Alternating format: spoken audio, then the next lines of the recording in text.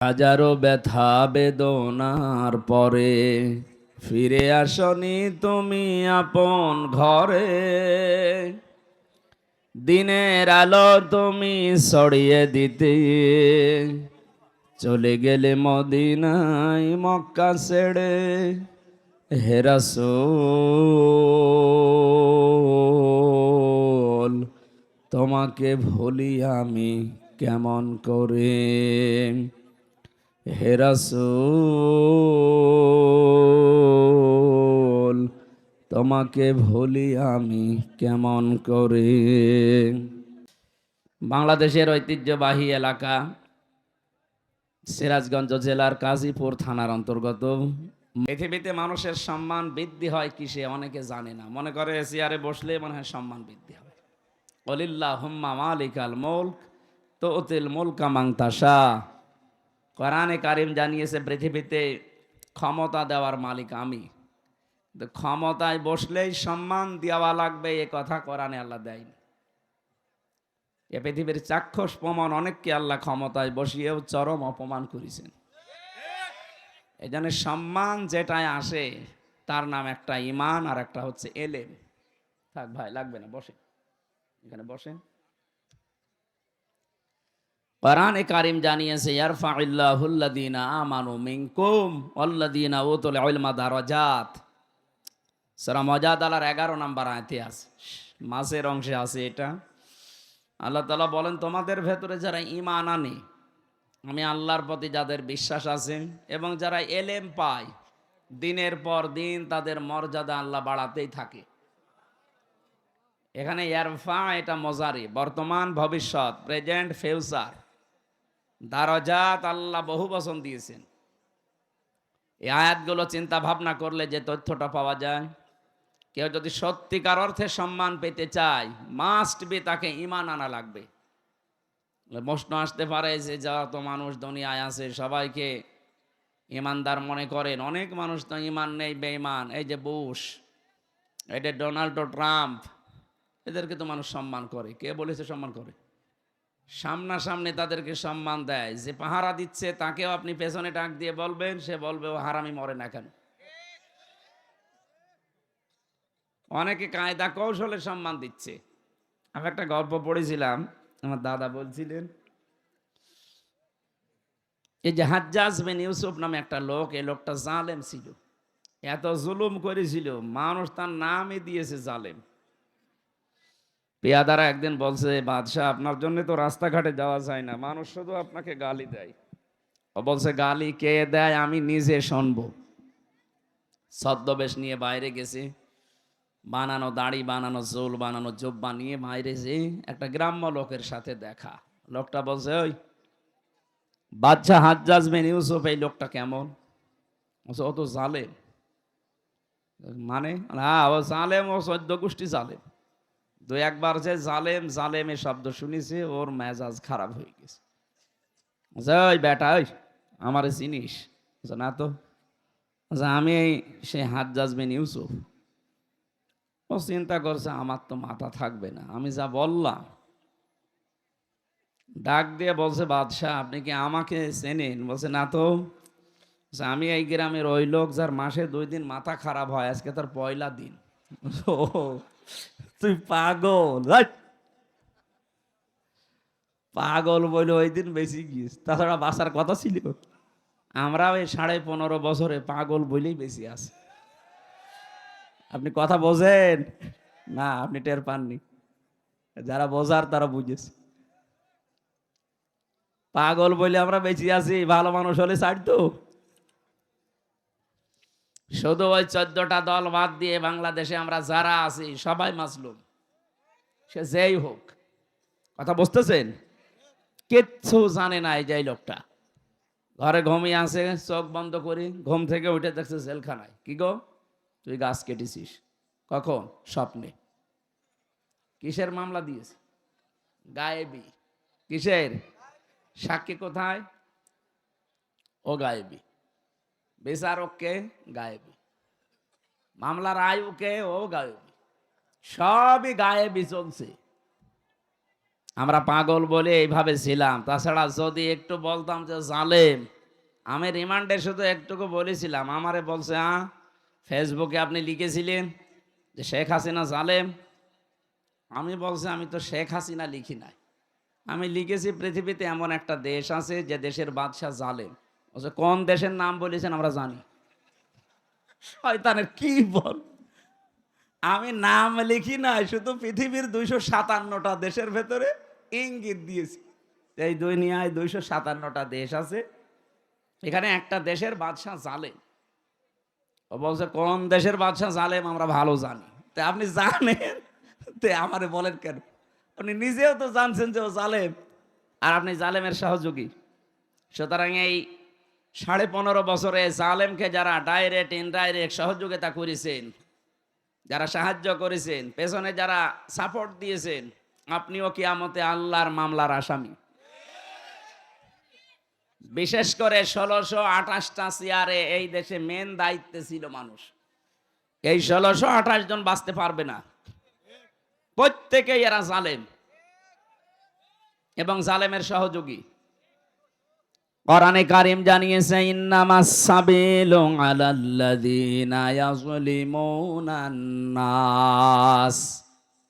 সূরা সূরার 42 নম্বর আয়াতের প্রথম অংশে আছে, আল্লাহ পাক বলেন অবশ্যই আমি নিজে মামলা দায়ের করব জালেমদের বিরুদ্ধে। ও সিরাজগঞ্জবাসী, জালেমদের বিরুদ্ধে মামলা দেবে হামজা। কে? আল্লাহ নিজে বাদী হবেন, নিজেই বিচারপতি। মামলার বাদী যত বড় হয় কেস তত বড় হয়। কথা বলে না কেন? মামলার বাদী যত বড় হবে কেস তত কঠিন হবে। আল্লাহ বলেন আমি নিজে বাদী। টের পাচ্ছেন শব্দটা কত ভয়ঙ্কর? ইন্নামাস সাবিলু আলাল্লাযিনা ইয়াযলিমুনান নাস। যারা এখানে আরবি গ্রামার বোঝে তাদেরকে একটু খেয়াল করার জন্য বলছি। আল্লাহ কিন্তু ইয়াজলিমুনাল মুসলিমুনা দেয়নি। যারা মুসলমানের ওপরে জুলুম অত্যাচার করেছে, করবে না।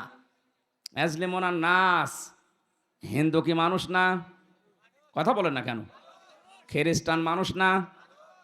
এদের ওপরে যে ধোঁয়া তুলে আপনি অত্যাচার করবেন পালিয়ে যাওয়ার পরে, এটা দেশের জনগণ ভালোভাবে বুঝতে পেরেছে, এই জন্যে মুসলমানেরা মন্দির পাহারা দিয়েছে।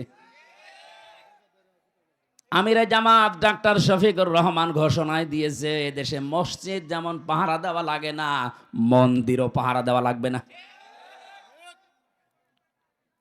আমরা খুব ভালোভাবে বুঝেছিলাম আপনি পালিয়ে যেয়ে শান্তিতে থাকতে দেবেন না, মাঝে মাঝেই নতুন নতুন ইস্যু তৈরি করবেন। করেছেন ও তাই।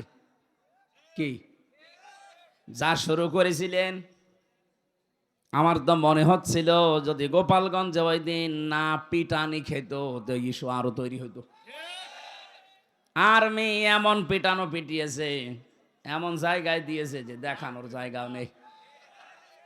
ওই কয়েকদিন আমি শুনেছিলাম গোপালগঞ্জ থেকে ঢাকা আসার জন্য দাঁড়িয়ে আসলে 1000 আর বসে আসলে 300। বয় বসে আসার মতো কায়দা রাখেনি, এই কারণে একটু ঠান্ডা আছে। তাছাড়া ওদের যা চরিত্র, কি শুরু করে নাই, প্রতিটি নতুন নতুন তৈরি করে। কি তৈরি করেছিল দেখেন, 15.5 বছর আপনার দাবি কোথায় ছিল? হঠাৎ করে মাটি ফুঁড়ে উঠলেন আর বলে আমরা আনসার। কিসের আনসার? আপনি 43,000 আনসার নিয়োগ দিয়েছে, তার ভেতরে 32,000 সবই গোপালী। বাংলাদেশে এখনো 64টা জেলা আছে, আমরা কি ঘাস কাটছি নাকি ঘোড়ার? ওরা এমনি ওইটা করেন, আমাদেরকে লাগানো হয়েছিল। পিটানি খেয়ে ঠান্ডা হয়ে গেছে, একটা একটা করে দিন যায় আর একটা করে নতুন নতুন ইস্যু তৈরি করে। কয়েকদিন আগেও একটা ব্যর্থ হয়েছে যে ট্রাম্পের ছবি নিয়ে জোতা মারবি, আর তামাম দুনিয়া দেখবে যে বাংলাদেশে যারা আছে তারা ট্রাম্পের বিরুদ্ধে। ট্রাম্প তখন আমার হাত ধরে বলবে চট করে ঢুকে পড়ো। আমরা অত পাগল শামসুদ্দিন না। কি আপনি ডালে ডালে বেড়াচ্ছেন, আমরা পাতায় পাতায় আছি। সতর্ক খুব। এখন কিন্তু উহুদের ময়দান চলছে বাংলাদেশে। না, আমি পেছনে আওয়াজ পাচ্ছি, সমস্যা কি? কেউ আসলে তারা বসতে দিন, তো কথা বলা যাবে না। কেউ আসলে তারা বসতে দিন, কথা বলবেন না ভাই। সুবহানাল্লাহ, আলহামদুলিল্লাহ, লা ইলাহা ইল্লাল্লাহ। সুবহানাল্লাহ, আলহামদুলিল্লাহ, লা ইলাহা ইল্লাল্লাহ। কেউ আসলে তারা বসতে দেন, এখানে কথা বলা যাবে না ভাই। সুবহানাল্লাহ, আলহামদুলিল্লাহ, লা ইলাহা ইল্লাল্লাহ, লা ইলাহা ইল্লাল্লাহ, মুহাম্মাদুর রাসূলুল্লাহ। এটা পেছনে দিয়ে দেন।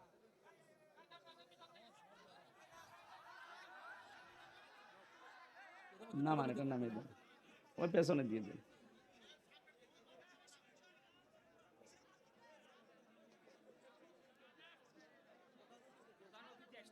হোক, তাই কি? আপনি একটু পেছিয়ে দিলে সমস্যা কি?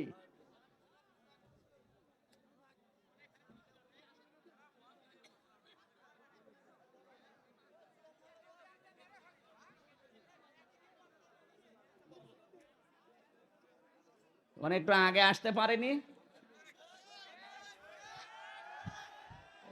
তাড়াতাড়ি তুলে দিন, তাড়াতাড়ি তুলে দিন, ডিস্টার্ব করলে কিন্তু ভুলে যাব। এই আপনারা ওসব কথা বলবেন না, এমনি জিকির করেন। সুবহানাল্লাহ, আলহামদুলিল্লাহ, লা ইলাহা। সুবহানাল্লাহ, আলহামদুলিল্লাহ, লা ইলাহা ইল্লাল্লাহ। সুবহানাল্লাহ, আলহামদুলিল্লাহ, লা ইলাহা ইল্লাল্লাহ, মুহাম্মাদুর রাসূলুল্লাহ। আমার ভাইরা, যে কথা তুলেছিলাম, পৃথিবীতে কেউ যদি সত্যিই ঈমান আনতে পারে সত্যিকার অর্থে, আর ঈমানের দাবি অনুযায়ী ওই মানুষটা যদি জ্ঞান পায়, জ্ঞান মানে কোরআন আর হাদিসের জ্ঞান, বাস্তবতা হতে পারে, উভয় জগতের জ্ঞান পাওয়ার পরে ওই মানুষটা যদি এই জ্ঞানের ওপরে চলতে থাকে, আল্লাহ পাক বলেন আল্লাযীনা উতুল ইলমা দারাজাত। দিন যত যেতে থাকবে ওই মানুষের সম্মান আল্লাহ দিনের পর দিন বাড়াতেই থাকবে।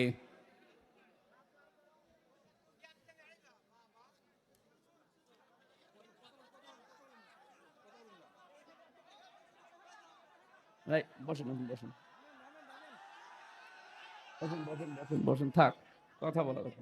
বসুন বসুন বসুন, এখানে দাঁড়িয়ে আছেন কি? বসুন বসুন।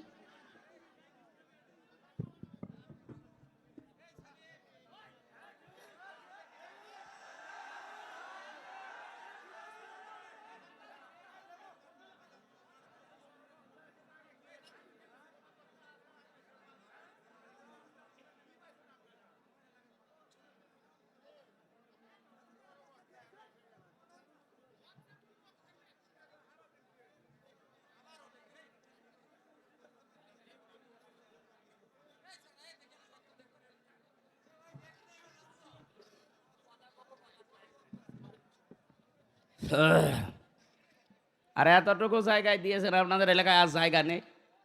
হ্যাঁ, মেলাদ দিলেও তো এই জায়গায় হয় না। আপনি তাফসীর মাহফিল দিয়েছেন এখানে, এত মানুষকে এখন বসতে দেবেন কোথায়? আর বারবার তো এভাবে বলা যায়, মানুষকে অপমান করা। জায়গা দিতে পারেন না, নিয়ে আসেন কেন? 1,00,000 মানুষ ধরে এরকম জায়গায় নিয়ে আসবেন, নাই তো আমারে নিয়ে আসবেন না। এত ডিস্টার্ব হলে আমি আমি গতানুগতিক কথা বলি না, যেখানে যা বলি প্রত্যেকটা কথা থেকে অন্তত শিক্ষা বের করি। তো শিক্ষা বের করতে আমার মাথা ঠান্ডা থাকা লাগবে না?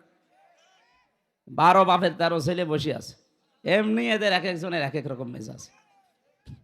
এ ঠান্ডা করতে যদি আমি নিজে ঠান্ডা হয়ে যাই, কথা বলা যাবে না। যে এখানে দাঁড়িয়ে আছেন, জায়গা পেয়েছেন, এখন কিচ্ছু করার নেই, জায়গা তো আর বড় করা যাচ্ছে না।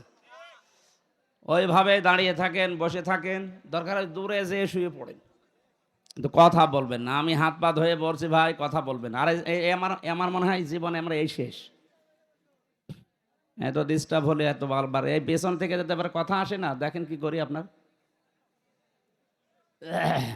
জিকির করেন সুবহানাল্লাহ আলহামদুলিল্লাহ লা ইলাহা ইল্লাল্লাহ সুবহানাল্লাহ আলহামদুলিল্লাহ।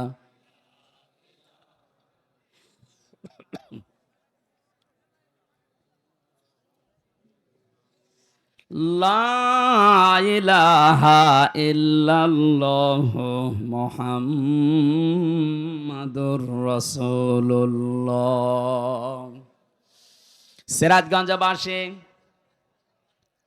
আমি কথা তুলেছিলাম এই পৃথিবীতে যে মানুষগুলো মানুষের ওপরে জুলুম করেছে, শুধু মুসলমানদের ওপরে না, মানুষের উপরে, সে যেই হোক, সে আল্লাহর মামলার আসামি।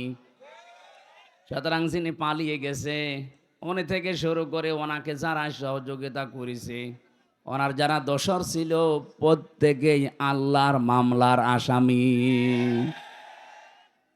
আমরা চাই আমাদের এই দেশটা অমাং দাখলাহু কানা আমিনা।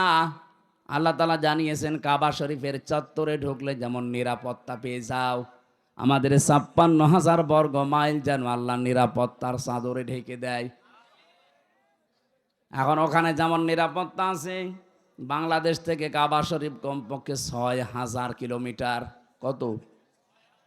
৬,০০০ কিলোমিটার দূরে। এই ৫৬,০০০ বর্গ মাইল তো আপনার ওই কাবার মতো নিরাপত্তা বেষ্টিত হবে না। হবে যদি আল্লাহর ওই কাবার মতো নিয়ম নীতি আমরা মেনে চলতে পারি। ওখানে বিধান চলে যেমন আল্লাহর, কাবার এলাকার ভেতরে আপনি শিরিক পাবেন না। সবচাইতে বড় বিষয় এইটা। আল্লাহ পাক বলেন যেখানে শিরিক মুক্ত পরিবেশ তৈরি হবে, উলাইকা লাহুমুল আমনু, ওই এলাকা আমি আল্লাহ নিজে নিরাপত্তায় বেষ্টন করে দেই। তারা আমি আল্লাহর কাছ থেকে নিরাপত্তার চাদর পাওয়ার হকদার। নিরাপত্তা দিতে পারে শুধুমাত্র কে?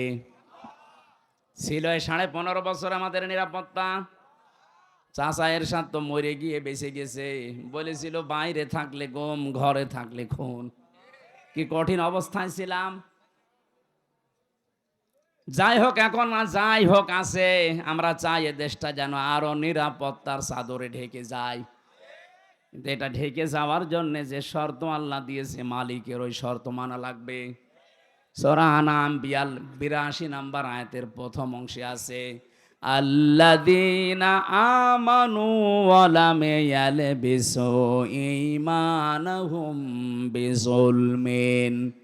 আল্লাহ পাক বলেন যারা ঈমান আনবে আর ঈমানের ওই দাবির ভেতরে কোনো শিরিক, কোনো জুলুম মিশ্রণ করবে না, আমি আল্লাহর পক্ষ থেকে তারা নিরাপত্তা পেয়ে যাবে।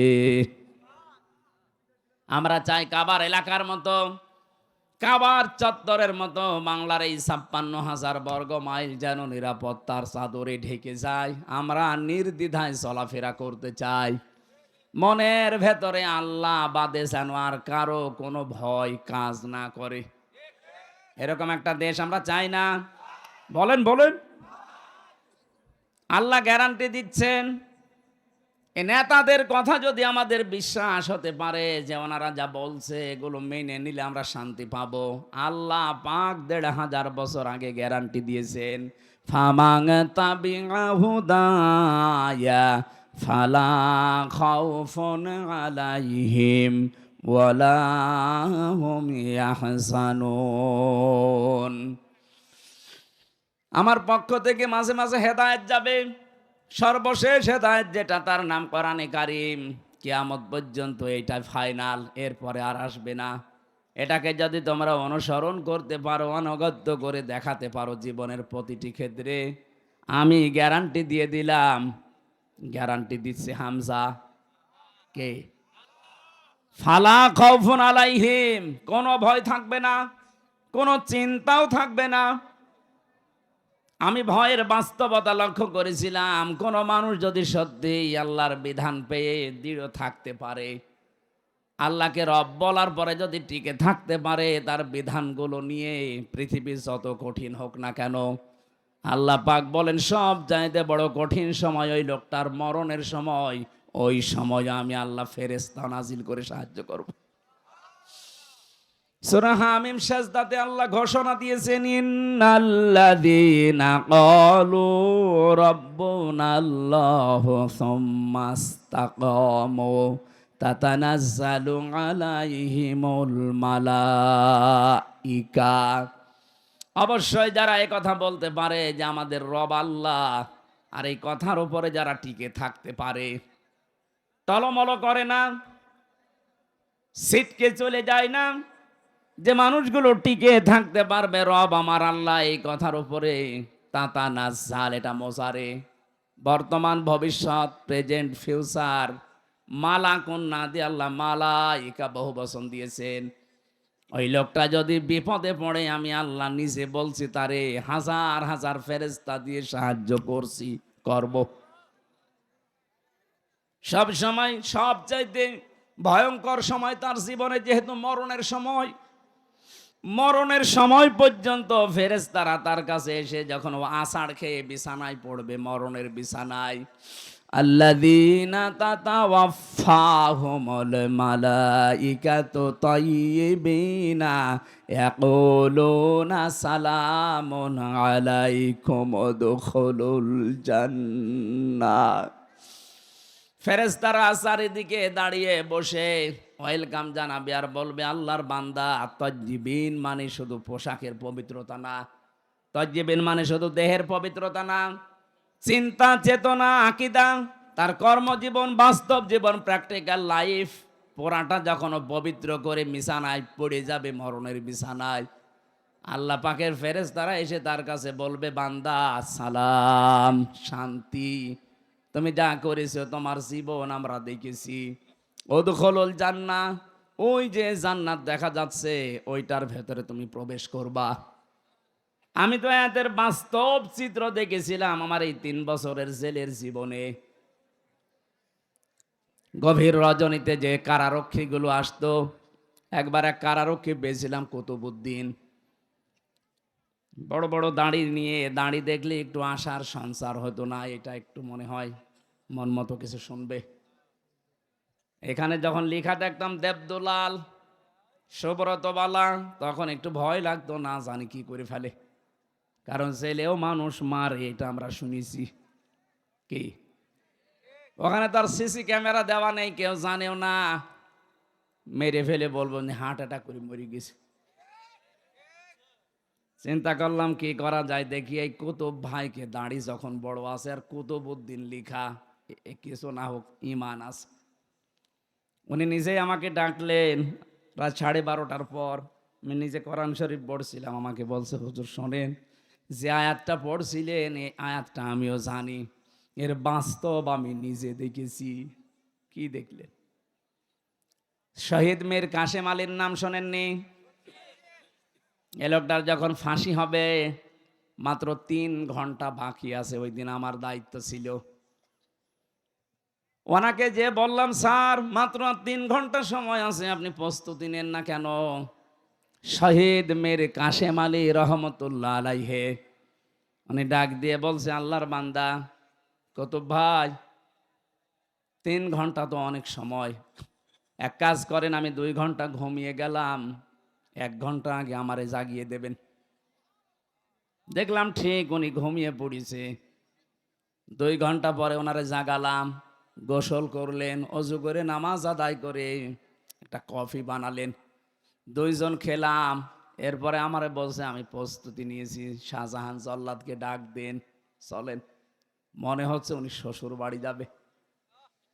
আমারে বলছিল, হামজা ভাই, এতে কঠিন পরিস্থিতিতে যার 3টা ঘন্টা পরে ফাঁসি হবে, সে নিজেও জানে যে দুনিয়ার জীবন শেষ, আজকে আমার মাত্র আর 3টা ঘন্টা আমার জীবনে বাকি আছে। সে 2 ঘন্টা ঠিক আরামে ঘুমিয়ে গেল, ওর ঘুম আসলো কি করে?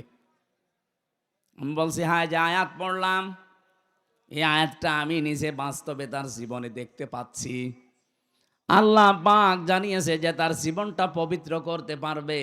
ইয়াকুলুনা সালামুন, ফেরেশতারা তার সামনে এসে বলবে, আল্লাহর বান্দা, শান্তি তোমার উপরে বর্ষিত হোক। উদখুলুল জান্নাহ, ওই যে জান্নাত দেখতে পাচ্ছ, তাড়াতাড়ি যাও, ওখানে প্রবেশ করা লাগবে। সূরা হামিম সাজদার ওই আয়াতটা এর সাথে মিল আছে। যারা আল্লাহকে রব বলার পরে সত্যি সত্যি যত ঝড় ঝাপটা আসুক না কেন, যারা টিকে থাকতে পারে, তাদের ঈমান বিক্রি করে না। এই মানুষগুলোর জন্য আল্লাহ যে ফেরেশতা পাঠায়, এটা মীর কাসেম আলী নিজে প্রমাণ দিয়েছেন। ফেরেশতারা এসে যখন এই কথা বলে, আল্লাহ তাখাফু, ভয় পাবেন না আল্লাহর বান্দা, ওয়ালা তাহজানু, চিন্তাও করবেন না। তাফসিরে মনিরের ভেতরে পড়েছে, কিসের ভয়, কিসের চিন্তা? মানুষ হিসাবে দুর্বলতা আসতেই পারে, চিন্তা ভয় যে আমার বউ আছে বাইরে, আমার ছেলে ব্যারিস্টার আরমান গুম হয়ে আছে, একদিন 2 দিন 5 দিন না 8 বছর। তাও তো সাধারণ পাগল ছাগল ছেলে হইলে মেনে নিয়ে আসে, তো ব্যারিস্টার। এরকম একটা ছেলে গুম হয়ে আছে, স্ত্রী অসুস্থ হয়ে পড়ে আছে লাইফ সাপোর্টে, তার অনুসারীগুলো, তার সহকর্মীগুলো সব পালিয়ে পালিয়ে বেড়াচ্ছে, কেউ ধানের খেতে, কেউ বাঁশ বাগানে। 1-2 দিন না, 15টা বছর জীবনের উপরে বাঁশ গাড়ি চলছে। এই চিন্তা থাকলে তার 3 ঘন্টা পরে যার মরণ হবে, 2 ঘন্টা সে ঘুমাচ্ছে কোন কারণে?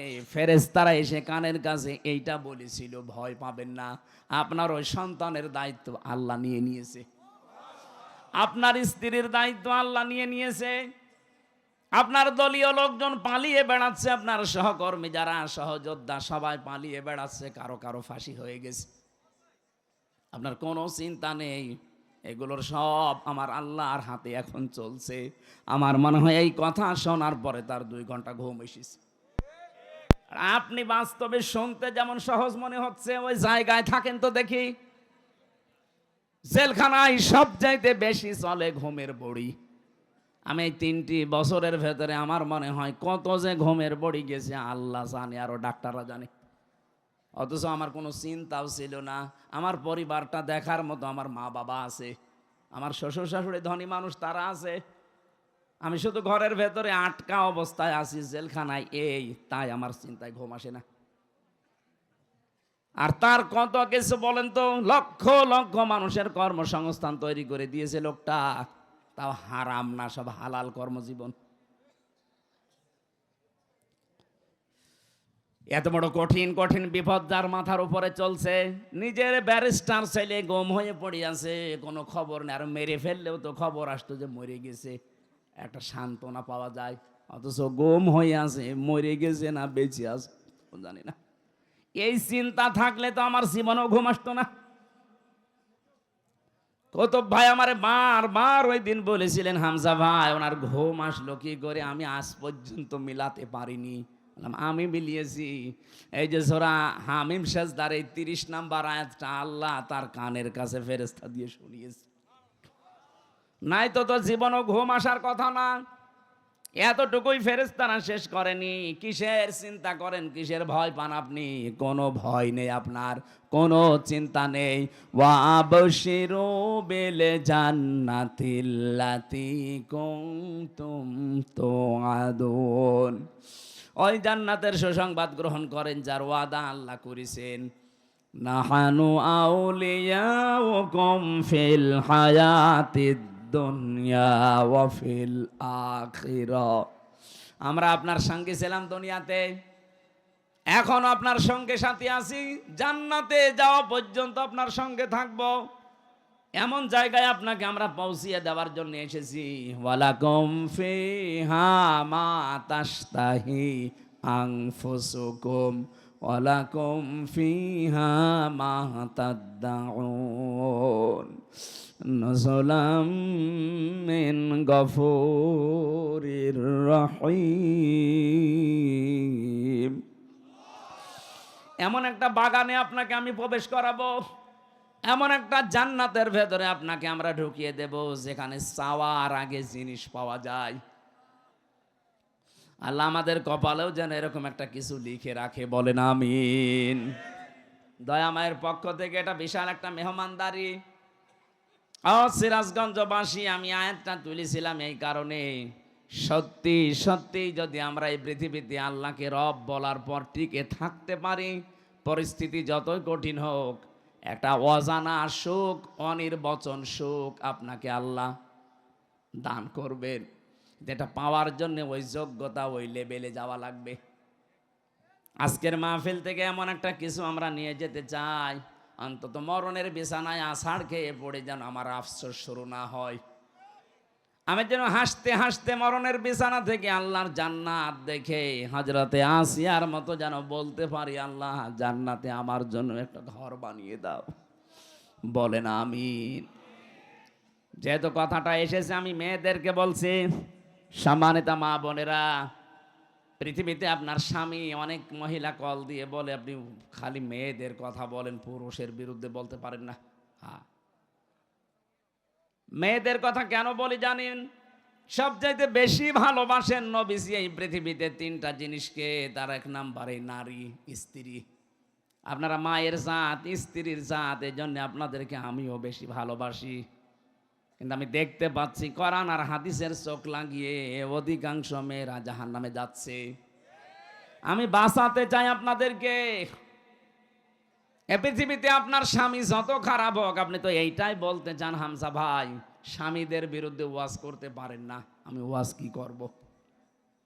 এদেশে আজ পর্যন্ত নারী নির্যাতনের মামলা আছে, পুরুষ নির্যাতনের কোনো মামলা নেই। আমরা যে কোন যন্ত্রণায় আছি এটা বোঝাতেও পারি না। অন্তত ডক্টর ইউনূসকে আমরা আহ্বান জানাবো, খুব তাড়াতাড়ি পুরুষ নির্যাতনের একটা আইন বানান। শুধু আমি একা না, এখানে যত স্বামী বসে আছে অধিকাংশ মানসিক যন্ত্রণায়, মানসিক রোগী হয়ে যাচ্ছে স্ত্রীর ব্যবহারের কারণে। আমি কয়েকটা বলছি, একটু মেলান তো পান কিনা। এটা তিরমিজি শরীফের হাদিস। আল্লাহর নবী বলেন, নেককার মহিলা দুনিয়াতে তো ওইটাকে বলা হয় যেটা 5 ওয়াক্ত নামাজ পড়ে, রমজানের রোজা রাখে আর কালো বোরকা পরে ঘোরে না। তিরমিজি শরীফের ভেতরে 4টা গুণ দেওয়া আছে। আপনি দেখবেন আপনার স্ত্রীর ভেতরে, আপনার মেয়ের ভেতরে, আপনার ভাবির ভেতরে 4টা পাওয়া যায় কিনা। যদি পাওয়া যায়, তার জন্য জান্নাতের 8টা দরজা খোলা থাকবে। আর যদি এই 4টার একটাও পাওয়া না যায়, জান্নাত না জাহান্নামের 7টা দরজা খোলা থাকবে।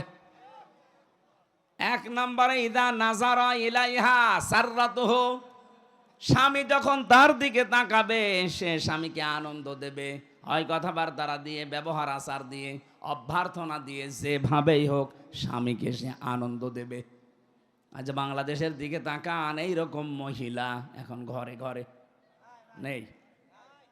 এটা তো গ্রাম অঞ্চলের জন্য বুঝতেছেন না, এখানে এখনো ভালো মানুষ আছে, শহরের অবস্থা আরো খারাপ। স্বামী যখন বাইরে থেকে আসবে, ওর চেহারার দিকে তাকালে অর্ধেক ক্লান্তি দূর হয়ে যাওয়ার কথা, না আরো ক্লান্তি বেড়ে যায়। সম্মানিত মা বোনের, এটা হাসির খোরাকি না, এটা দুনিয়ার কাজও না, এটা আখেরাতের কাজ। আপনার স্বামীর আনন্দ নিয়ে, স্বামীর ভালোবাসা নিয়ে আপনার জান্নাত আল্লাহ তৈরি করবে। যখনই আসবে আপনি মনে করবেন দুনিয়ায় সব চাইতে বড় মেহমান আমার বাড়িতে এসেছে। নবীজির স্ত্রী উম্মে সালমা, না উম্মে মাইমুনা, হযরতে মাইমুনা রাদিয়াল্লাহু তাআলা আনহা, তিনি একবার সাজগোজ করে বাড়িঘর পরিষ্কার করে বিছানা পাতি চাদর বিছিয়ে তিনি অপেক্ষায় আছেন। এলাকার মেয়েরা এসে বলে, মাইমুনা কে আসবে আজকে এত সাজগোজ? হযরতে মাইমুনা বলেছেন, হে আমার এলাকার মানুষেরা, হে মহিলারা, এ পৃথিবীর সর্বশ্রেষ্ঠ মেহমান আমার স্বামী মুহাম্মদুর রাসূলুল্লাহ আজকে বাড়িতে আসতেছে। বলেন তো, তাদের কাছে সবচাইতে বড় মেহমান ছিল তার স্বামী। আর এখন যদি ঘর বাড়ি একটু পরিষ্কার করে, বিছানায় চাদর নতুনটা বিছায়, এলাকার মেয়ে লোক যদি জিজ্ঞাসা করে, কি গো আজকে এত সাজগোজ, এমনকি স্বামীও যদি তাকে বলে, কি গো আজকে এত বেশি সাজগোজ, কে আসবে? ও বলবে জানো না লোক আসবে, তার মানে আপনি ওর কাছে লোকই না। কি আপনি কি ওর কাছে? কিছুই না। ওর বিয়ায় আসবে বলে এত সাজগোজ করে বসে আছে, আপনি জিজ্ঞাসা করলেও বলবে আজকে জানো না লোক আসবে, তা আমি কি লোক না? সম্মানিত মা বোনেরা, আপনার এই কাজটা পরিবারে হচ্ছে না। স্বামীকে এই সম্মান জানান না, সম্মান রাখেন না স্বামীর। এই কারণে আজ হাজারো স্বামী পরকীয়া প্রেম করে। দেখলেন এখানে ওই রোগের রোগী আছে, হাজারো মেয়ে লোক বসে আসে দেখলাম। সম্মানিত মা বোনেরা, আপনার কারণে আজ স্বামী পরকীয়া প্রেম করছে। দোষ শুধু স্বামীর একা না, আপনারও আছে। ও যেখানে লাইন করেছে তার ভেতরে কি আলাদা জিনিসপত্র আছে? আপনাকে আল্লাহ যা দিয়েছে তার ভেতরেও তো তাই আছে। আপনার কাছ থেকে রেসপন্স পায় না, সে আগ্রহ আবেদন পায় না, এই জন্যও ছুটে যাচ্ছে মমতাজের কাছে। আরো জোরে বলেন ঠিক। হ্যাঁ, ওরা কানে যাক, সাজতে চায় না। কেউ যদি স্বামীকে আকৃষ্ট করার জন্য আয়নার সামনে বসে বসে সাজগোজ করে, ও যতক্ষণ সাজবে নফল নামাজের সওয়াব পাবে। বলে নামাজই পড়ে না, কিসের নফল নামাজ? দ্বিতীয় নম্বরে পেয়েছি ওয়াইদা গাবা আনহা হাফিজাতুহু। স্বামী যখন বাইরে যাবে তখন নিজের ইজ্জত আবরু সম্ভ্রম, স্বামীর সন্তান এবং স্বামীর সম্পদগুলো ওই মহিলা হেফাজত করবে না। এটাও পাওয়া যাচ্ছে না আজ। স্বামী বাইরে গেলে অধিকাংশ মহিলা দিন পায়, মনে হচ্ছে যে একেবারে জান্নাত পেয়ে গেছে। কোন জায়গার কোন পুরাতন বন্ধু ডাক দিয়ে নিয়ে এসে উনি একেবারে আল্লাহর রাস্তায় মজে গেছে। সম্মানিত মা বোনেরা, সবার ভেতরে হয়তো নেই, কিন্তু 100টার 50টা পরিবার এরকম চলছে। স্বামী বাইরে গেলে স্বামীর ইজ্জত আবরু, আপনার সতীত্ব, স্বামীর সম্পদ, স্বামীর সন্তানকে পর্যন্ত দেখে শুনে রাখবেন, হেফাজতে রাখবেন, এটা আপনার দায়িত্ব। তাহলে জান্নাতের দরজাগুলো খুলবে। 3 নম্বরে বিশ্বনবী জানিয়েছেন, এইটাই আমার আসল পয়েন্ট। এই এদিকে তাকা। অতুইনু আলা দীনি যাওজাতিহা। 3 নম্বরে ওই মহিলা জান্নাতি যেই মহিলা তার স্বামীকে দ্বীনের পথে চলার জন্য সাহায্য করে, সময় দেয় এবং স্বামীকে উৎসাহ দেয়। দ্বীনের জন্য, মানবতার জন্য স্বামী কাজ করে।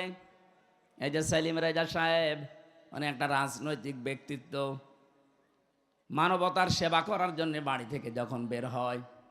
অধ্যাপক শাহিন সাহেব মানবতার সেবার জন্য দিন প্রসারে দিন কায়েমে বাড়ি থেকে বের হয়। যতক্ষণ বাইরে থাকে স্বামীর জন্য আশায় থাকবে আর স্বামীকে বাহবা দেবে, উৎসাহ যোগাবে। যদি সংসারে অভাবও হয় স্বামীকে উল্টাপাল্টা কিছু শোনাবে না। যতক্ষণ পর্যন্ত আপনি স্বামীর সাহায্যে থাকবেন, হ্যাঁ দেখবেন যে মানবতার কাজ করে কিনা, ইসলামের কাজ করে কিনা। যতক্ষণ বাইরে আছে আপনি যদি সাহায্য করেন, সহযোগিতা করেন, যদি তাকে উৎসাহ যোগান, জান্নাতের 8টা দরজায় মনে করবেন আপনার জন্য খোলা আছে। 4 নাম্বারটা এটা আর একটু কঠিন। নবীজি বলেন, স্বামী যেটা পছন্দ করে ওটা যদি জায়েজ হয়, জীবন থাকতে তোমাকে মেনে নেওয়া লাগবে। সিরাজগঞ্জের মা বোনেরা, আমি নিজে একজন স্বামী, আমি আমার ইমান থেকে বলছি, যত স্বামী এখানে বসে আছে প্রত্যেকটা স্বামী আমরা চাই বিয়ের পরে যেন আমাদের মা বাবা আমাদের সাথে থাকে। এটা চান না? 100টা পরিবারের 98টা মহিলা এটা চায় না। সে দিনদার মহিলাও বলেন আর বেদিনদার বলেন, বদ্দিন মহিলা, দিনদার মহিলা, সবার এখন এই আচরণ না, আমি তোমার মা বাবার সাথে থাকতে পারবো না। কোরআন শরীফ আমার সামনে, আমি হাত দিয়ে বলছি, আমি স্বামী হিসাবে দাবি করছি, যদি সত্যি আমার মন আমার স্ত্রী 100 ভাগ পেতে চাই, ও যেন ওর মা বাবার সাথে যা করে আমার মা বাবার সাথে ওইরকম করা লাগবে। কথা বলছেন না? নাই তো জীবনও আপনি আমার মন পাবেন না। আর সংসার করার জন্য উপরে উপরে হয়তো ভালোবাসা দেখাতে পারি, কিন্তু ভেতরে আমার জ্বলে পুড়ে ছাই হয়ে যাবে। সম্মানিত মা বোনের, এই ভুলটা জীবনও করবেন না। স্বামীর মা বাবা, স্বামীর বোন আর ভাই, এদের সাথে যত ভালো আচরণ করতে পারবেন, আপনি স্বামীর কাছ থেকে তত ভালোবাসা মহাব্বত বেশি পাবেন। আর স্বামীকে নিজের আয়ত্তে রাখার জন্য এর চাইতে বড় ঔষধ আর নেই। আজ হাজারো পরিবারে আমরা দেখতে পাচ্ছি, অধিকাংশ পরিবারে স্বামী বাধ্য হয় মা বাবাকে আলাদা করে দিতে, এমনকি বাড়ি থেকে বের করে দিচ্ছে, বৃদ্ধাশ্রমে রেখে আসতেছে। কয়েকদিন আগে আমি নীলফামারীর কিশোরগঞ্জ গিয়েছিলাম, ওখানে দেখে একটা বৃদ্ধাশ্রম আমার নিয়ে গেল দেখার জন্যে। এই লাইনে প্রায় 25 জন, এই লাইনে 25 জন মা আর বাবা বসে আছে। তাদের চোখের দিকে তাকালে আমার মনে হচ্ছে প্রত্যেকটা মা বাবা সন্তানের জন্য বরদোয়া করছে, অথচ তাদের তো ছেলে মেয়ে আছে আমার মতো। কোন ছেলে কখনো চায় না মাকে বাবাকে আমি বৃদ্ধাশ্রমে দিয়ে আসি, না, সে যত খারাপ ছেলে হোক, এটা বাধ্য হয় বোর কারণে। আর এই বউকে পানি পড়া খাওয়ায় ওই বোর মা আর ওর বড় বোন, ওখান থেকে বারবার টিপস দেয়, কতদিন আর থাকবি, আলাদা হয়ে যা, আরামে খেতে পারবি। এরকম ছোট মনের বউ দেশে নেই। কার কার বর এরকম মন ছোট, হাত তোলেন তো দেখি। না, এই এলাকায় আমার মনে হয় এই হাদিস বলা ঠিক হলো না। আলহামদুলিল্লাহ, এলাকার মেয়েরা ভালো আছে। সম্মানিত মা বোনেরা, আমি মাফ চেয়ে নিচ্ছি এই হাদিস বলার কারণে। না, বললাম এই কারণে, যদি মেনে নিতে পারেন আলহামদুলিল্লাহ, আরো ভালো হবে। আপনার স্বামী খারাপ আমিও জানি, কিন্তু আপনার স্বামী এত খারাপ না যে তার চরিত্র ফেরাউনের মতো। আপনি যে বরদোয়া দেন, কিছু হলে একটু শোনেন কোরআন কি বলছে। দারাবাল্লাহু মাসালাল লিল্লাযিনা আমানু ইমরাতা ফিরআউন ইয ক্বালাত রাব্বি বিনিলি ইনদাকা বাইতান ফিল জান্নাতি ওয়ানাজ্জিনি মিন ফিরআউনা ওয়া আমালিহি ওয়ানাজ্জিনি মিনাল কওমিজ যালিমিন। সূরা তাহরিমের ভেতরে আছে 11 নম্বর আয়াত। আল্লাহ পাক বলেন, ফেরাউন যখন তার স্ত্রী আসিয়াকে হাতের ভেতরে প্রেক লাগিয়ে দিয়েছে, পায়ের ভেতরে প্রেক লাগিয়েছে, কপালের ভেতরে শলাকা লাগিয়েছে, মাথার উপরে গরম তেল ঢেলে দিচ্ছে, উলঙ্গ করে লজ্জা স্থানে বর্ষা মারবে, এই পরিস্থিতিতে চারিদিকে লোকজন, এত কঠিন অবস্থায়ও ফেরাউনের স্ত্রী আসিয়া স্বামীর জন্য বরদোয়া করেননি। এই কঠিন পরিস্থিতি যখন চলছে, আল্লাহ পাক জিবরাইলকে বললেন, জান্নাতটা তুলে ধরো তার সামনে। হযরতে আসিয়া জান্নাত দেখার পরে তিনি বলেছিলেন, মালিক, জান্নাত পাঠিয়েছো না, আমি এটা চাই না। তুমি এক কাজ করো, আমার জন্য জান্নাতের ভেতরে একটা ঘর আলাদা আমার জন্য তৈরি করো, যেখানে বসে সব সময় তোমাকে দেখা যায়, তোমাকে সব সময় দেখা যাবে, এরকম একটা ঘর আমার জন্য বানাও। ও মাবুদ, জান্নাতি যখন জিবরাইল ফেরেশতা দিয়ে পাঠিয়ে দিয়েছে, আমি আর একটা আরজি করি, ভালো করে শুনবেন।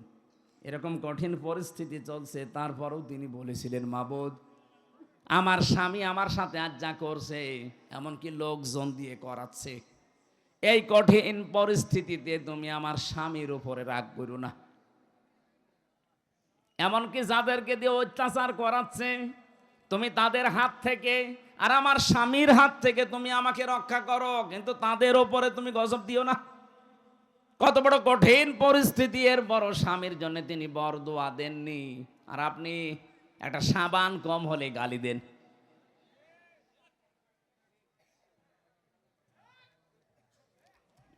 থাক, তার মানে এই এলাকায় এরকম স্বামী আছে, আমরা এখন টের পাচ্ছি না। মা বোনেরা, শুধু নামাজ পড়ে রোজা রেখে কালো বোরকা পরে আপনি জান্নাত যেতে পারবেন না। ফেরাউনের মতো স্বামী তো আপনার কপালে জোটেনি, কোন কারণে আপনি উল্টাপাল্টা খোটা দেন? আমি আজকে হাদিস একটা লিখেছিলাম, বিশ্ব নবী জানিয়েছেন 6 প্রকার নারীকে আল্লাহ বিনা হিসাবে বিচারও করবে না, জাহান্নামে দিয়ে দেবে। এটা তিরমিজি শরীফের হাদিস। 1 নম্বরে, যে মেয়েরা মাথার চুল খোলা রেখে বাড়ির বাইরে যায়, এরকম মহিলা দেশে নেই, দিন আরো বাড়তেছে। দিন যত যাচ্ছে এরকম মহিলা বাড়তেছে। এদের আদর্শ নাকি এই ফারুকের স্ত্রী তিশা।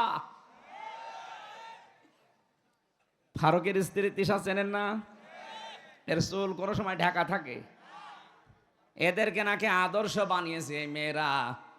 2 নম্বরে নবীজি বলেন, যারা স্বামীকে অসম্মান করে, সম্মান দিতে চায় না।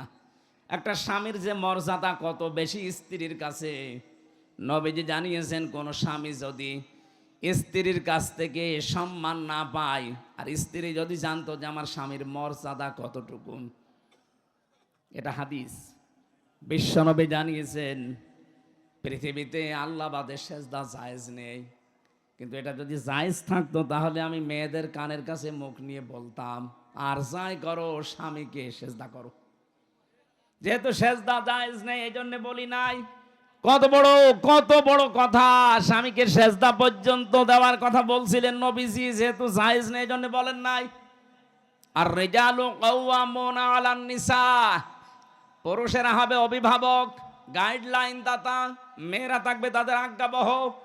কিন্তু আজ আমরা দেখতে পাচ্ছি, আমরা পুরুষ মানুষ যারা, আমরা এখন জোগাইলে আর বউগুলো রাজমিস্ত্রি, ওরা এখন উপরে চলতেছে।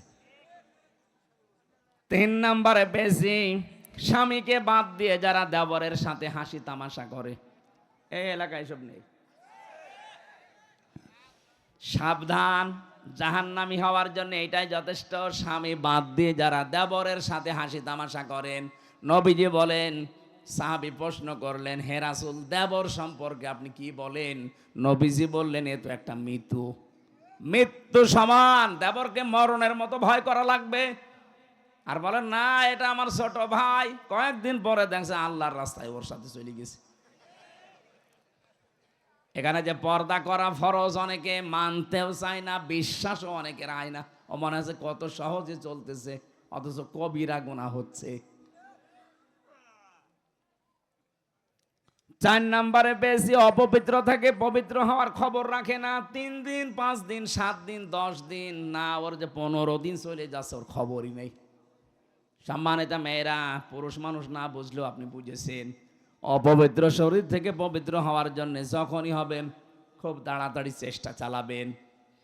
এরপরে বেশি যারা মিথ্যা কথা বলে আর গীবত করে আর কসম দেয়, এই 3টা সবচাইতে বেশি। এই যে মিথ্যা কথা বলা, গীবত করা আর কসম দেওয়া, এর কথা ওর কাছে তালাতালি করে লাগিয়ে দেওয়া, এটা মেয়েদের ভেতরে দেশে নেই। আরো জোরে বলেন। সম্মানিত মা বোনেরা, কারো ভেতরে যদি এই দোষটা থাকে, সে যেন এই মুহূর্তে তাওবা করে ফিরে আসে। এই যে তালাতালি করা, এর কথা ওর কাছে লাগানো, ওর কথা ওর কাছে লাগিয়ে মানুষের সম্পর্কে ফাটল ধরায়, নষ্ট করে দেয়। এটা যদি এলাকায় চালু থাকে তাহলে এই এলাকার মানুষের দোয়া কবুল করা আল্লাহ বন্ধ করে দেবে, সে যত বড় হুজুর দিয়ে দোয়া করান। মুসা নবীর জামানায় একবার বৃষ্টি বন্ধ ছিল, চাটিয়াল ময়দানে উম্মতদেরকে নিয়ে তিনি নামাজ আদায় করে দোয়া করলেন, রব্বুল আলামিন বৃষ্টি তো বন্ধ করে দিয়েছো, বৃষ্টি বন্ধ করে দিলে দুনিয়ার কোনো ক্ষমতা নেই বৃষ্টি নাজিল করা, আছে না? قل أرأيتم إن أصبح ماؤكم غورا فمن يأتيكم بماء معين।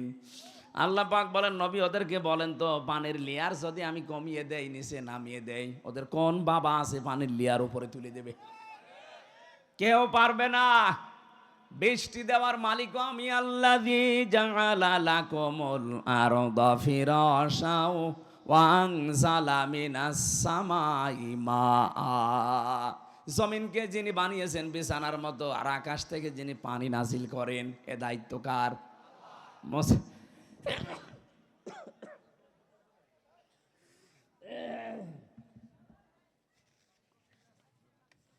মুসা নবী বলছিলেন, রব্বুল আলামিন, আকাশের পানি যেহেতু বন্ধ হয়ে গেছে, আমার তো কষ্ট হচ্ছে, কিন্তু এইগুলো তো আমার উম্মত, কিন্তু তোমার তো বান্দা, তোমার বান্দার জন্য তোমার মায়া লাগে না? আল্লাহ বলেন, মায়া লাগে, তাহলে বৃষ্টি দাও না। বলে না, এ কথা শোনা যাবে না, মায়া লাগে কিন্তু আমি বৃষ্টি দেব না। হযরতে মুসা নাছড় বান্দা ছিলেন, কারণ আল্লাহ তার সাথে কথা বলতেন কালিমুল্লাহ। আল্লাহ মাঝে মাঝেই বলতেন, মুসা আমি তোমাকে আমার নিজের জন্য বানিয়েছি। যে তুমি যখন বারবার নাছড় বান্দা বলো না বৃষ্টি দেওয়া লাগবে দেওয়া লাগবে, আমি কিন্তু বিরক্ত হয়ে গেছি, কেন বৃষ্টি দেব, আমি দেব না। মুসা নবী বলে, আল্লাহ এগুলো আমার উম্মত, আমার মায়া লাগছে, কতদিন হয়ে গেল, তাড়াতাড়ি বৃষ্টি দাও। আল্লাহ পাক বলেন, হ্যাঁ আমি বৃষ্টি দিতে পারি, কিন্তু তুমি যাদেরকে নিয়ে দোয়া করছো এর ভেতর একজন নামিমা তালা তালি করা মহিলা আছে। এই মহিলা যতক্ষণ বের হয়ে না যাবে, তুমি মুসা নবী হওয়ার পরও তোমাদের দোয়া আমি ফেরত দিয়ে দেব, কবুল করব না। হযরতে মুসা এমনি রাগান্বিত রবি ছিলেন, রাগ হলে তার টুপি দিয়ে চুল খাড়া হয়ে বেরিয়ে যেত। ডাক দিয়ে বলে, মাবুদ তুমি শুধু ওই মহিলার নাম বলো, দেখো কি করি। না, আমি নিজেই মানুষের নাম ধরতে নিষেধ করি, আর এখন আমি নিজে নাম ধরবা, তুমি অপমান করবা তারে।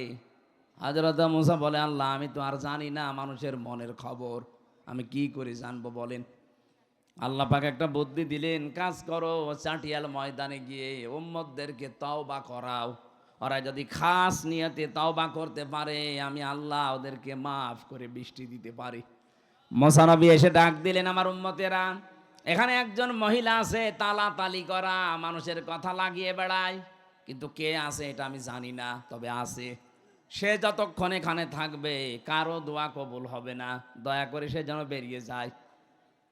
অথবা আমি এখন তাওবা করছি, আমার সাথে সবাই যেন মিলে তাওবা করে। তিনি তাওবা পড়ালেন। তাওবা মানে আমাদের মতো যে আস্তাগফিরুল্লাহ রাব্বি মিন কুল্লি যামবি না, আমরা তো এটা বাক্য পেয়েছি, চামড়ার মুখ পেয়েছি, অহরহ বলতে থাকছি, কিন্তু তাওবা আর ইস্তেগফার এক জিনিস না।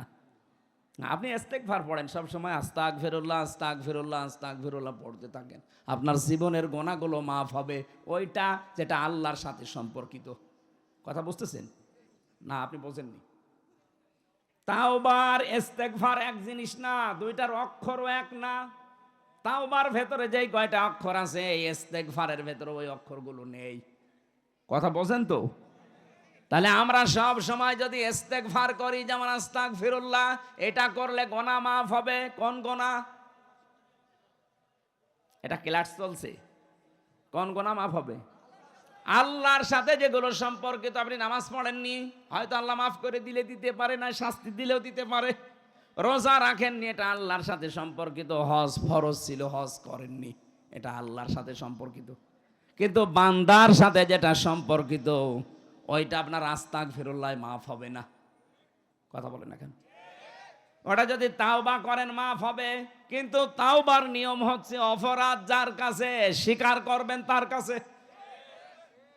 এই 15.5 বছরে আপনি যার যার ক্ষতি করেছেন, কাউকে মিথ্যা মামলা দিয়ে, মিথ্যা সাক্ষী দিয়ে জীবনটা নষ্ট করে দিয়েছেন।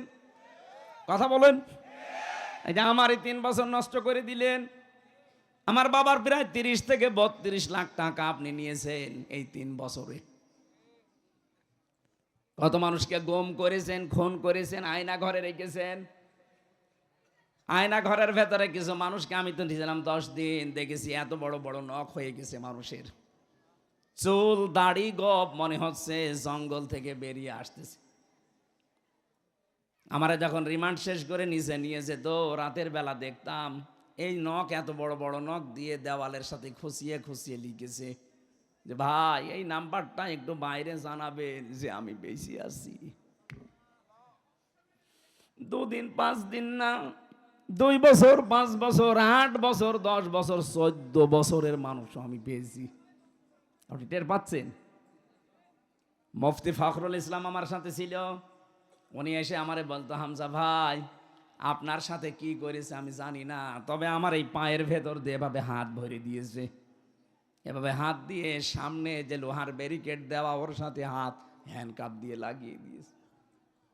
আরে ভাই এভাবে 2 মিনিট 5 মিনিট 1 ঘন্টা লাগলেই তো মাজা ব্যথা হয়ে যায়।